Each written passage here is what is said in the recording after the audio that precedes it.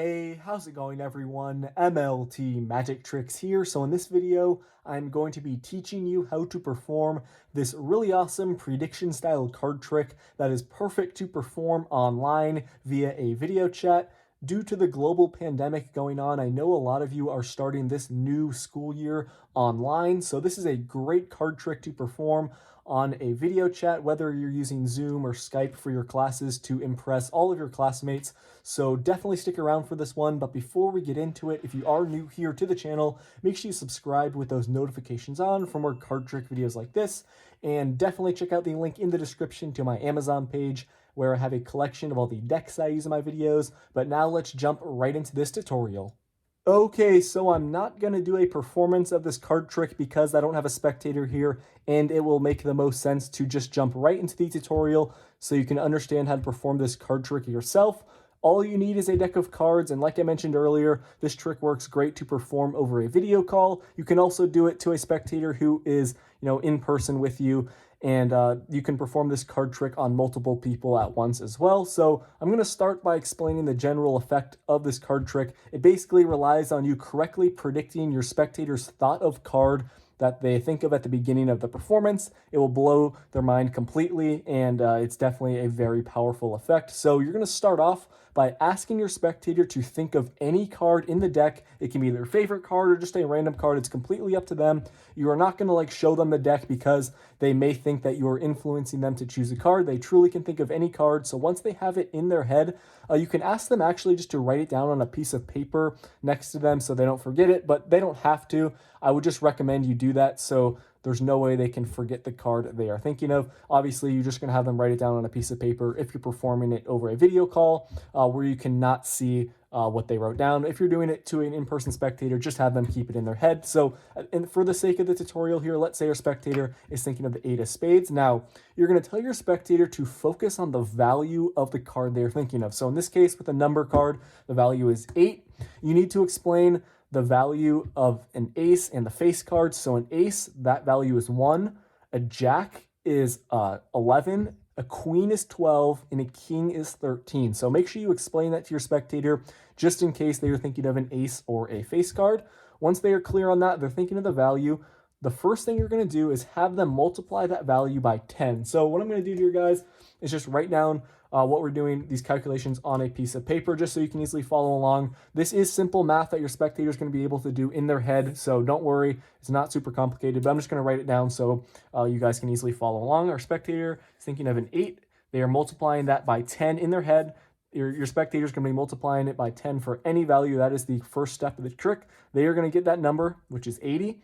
Now, you're going to tell your spectator to name any number they want to out loud between 1 and 10. So it's very important that you remember the number that they say here. So they are going to say any number between 1 and 10, and you're going to tell them to add that number to the value that they have right now. So I will explain later if you guys are a little bit more advanced out there and you want to take this trick to the next level. Your spectator technically here can name any number they want to, but to make it simple, so you're just doing mental math with your spectator and they don't have to whip out a calculator, I recommend you just have the range of numbers here between 1 and 10. But like I mentioned, I'll talk about if you want to do a bigger number later in the tutorial. So for the sake of the tutorial here, let's say our spectator is thinking of the number 7. And once again, guys, they need to say this number out loud and you need to remember it. So your spectator is going to add 7 to their total. They are going to be thinking of 87. And once again, you as the magician, you're not going to know the total number here. You're just thinking of the number 7 at this point. You need to remember that in the back of your head. Now, the last calculation your spectator is going to do, it's quite simple. You're going to tell them to think of the suit of the card that they thought of at the start. So with the 8 of spades, your spectator would be thinking of spades here. And the last calculation they're going to do involves the suit, like I mentioned, and you're going to explain to them that clubs are 1, hearts are 2, spades are 3, and diamonds are 4. I just have the suits here listed in chased order. I think that's the best way to do it. So I have this here so you guys can easily see. And I honestly may recommend you just print this out if you're doing this over a video call, and then you show it to your spectator so they can get a clear representation and understand what you mean here. So this is the last thing they're doing. They are adding the number that correlates to the suit of the card they are thinking of. So in this case, our spectator is thinking of the 8 of spades.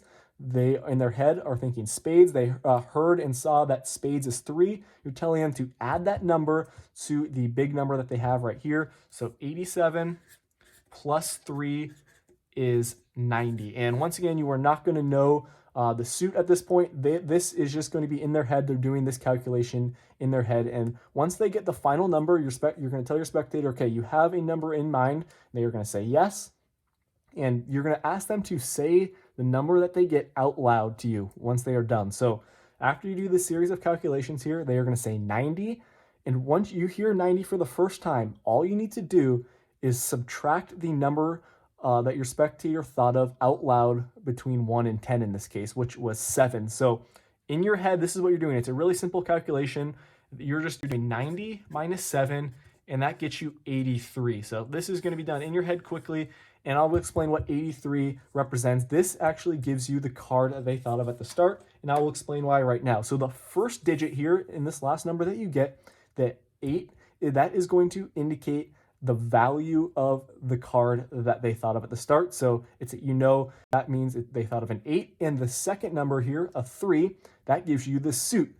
So remember here we had the way you do it. I recommend you do it this way. You know that the 3 indicates spades. So that tells you that their card they thought of at the start is the 8 of spades. So the way you can reveal your prediction is you go through the deck to your spectator, you say they're on a video call, and then you're going to take out that 8 of spades, and it's going to be somewhere in the middle of the deck, and you're going to tell them for the first time, say your card out loud. Boom, they say the 8 of spades, and you show them that you correctly predicted their card.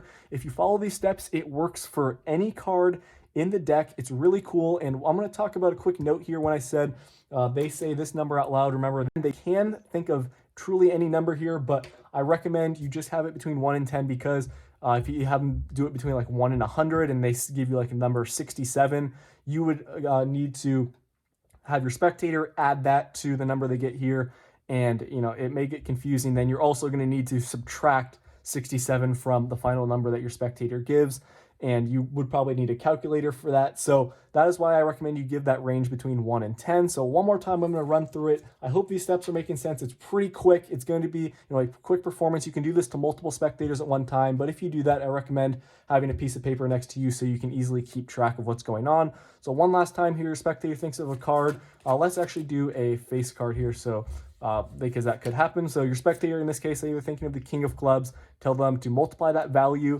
by 10. The king, remember, is 13. You're going to explain that to your spectator. You get 130. Then they add any number between 1 and 10, or it can be any number. But like I said, I recommend you do that range. Let's say they add 5.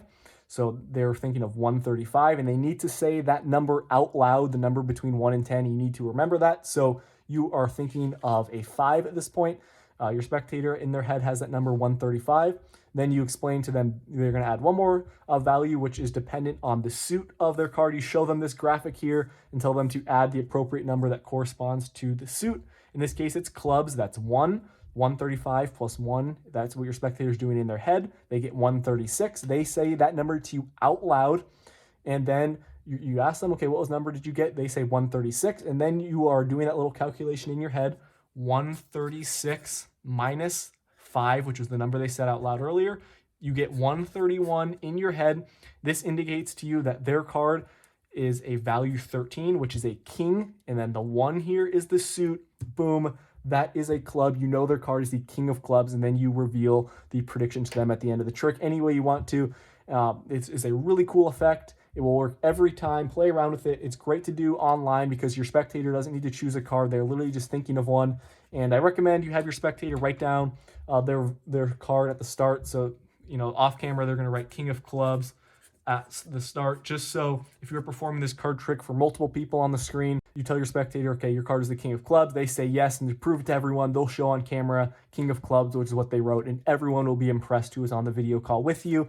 Like I said, yeah, you guys can do it to multiple people at once. You just need to maybe have a piece of paper next to you so you can keep track of the numbers and the amount of spectators that you're doing the trick to. So I hope everything I explained made sense. Definitely give this trick a try. It works online or in person. It's a very powerful effect, really easy to do. Thank you for watching. Subscribe if you're new. I will see you all in my next one. Peace out.